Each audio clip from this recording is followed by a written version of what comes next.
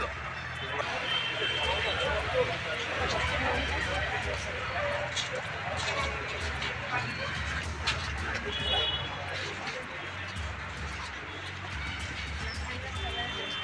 নিয়োগ হয়েছে, তো আমরা অফার পেয়েছি এসটিপিটি পোস্টের জন্য। আমরা অফার পেয়েছি নভেম্বরের 24 তারিখে এবং ডিসেম্বরের 8 তারিখে আমরা অফার অলরেডি সাবমিট করে দিয়েছি।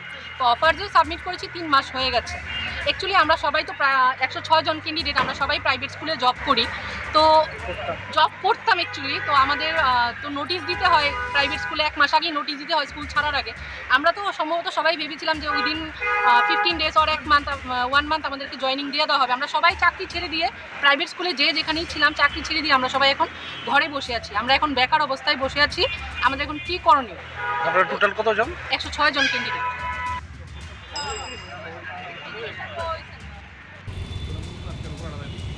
ব্যাপারটা হলো আমরা on behalf of physical education যে ডিপার্টমেন্টে যে 106 জন যে টিচার রিপোর্ট করা হয়েছিল, হয়তোবা খবরটা আপনারা সবাই জানেন।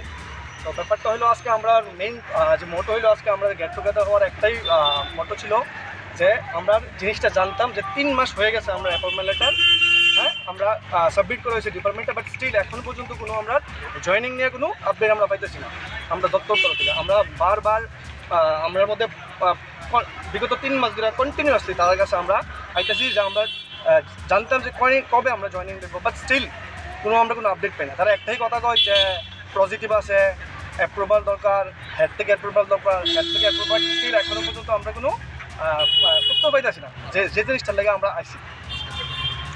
আর আজকের ব্যাপারে যে ঘটনাটা হইলো যে আমরা এখন হয়তোবা আপনারা জানেন যে ডাইরেক্টর স্যার চেঞ্জ হয়েছে, তো হয়তোবা আজকে টাইম লাগে আমরা দেখা করলাম যে স্যার কইলো যে 2 দিন হয়েছে তাই সিটে হয়েছে জয়েন্ট ডাইরেক্টর, তো তাই কিছু জানে না ব্যাপারটা নিয়েছে। তো একটাই কথা স্যার আপনার কাছে যে আপনার থ্রুতে আমরা সবাই কাছে জিনিসটা পৌঁছাতে চাই যে 3 মাস ধরে যখন একটা ডিপার্টমেন্টের অ্যাপয়েন্টমেন্টটা দেওয়ার পর 3 মাস ধরে কমপ্লিট এই আমরা ডিসেম্বরের 8 তারিখে অ্যাপয়েন্টমেন্ট লেটার আমরা সাবমিট করছি।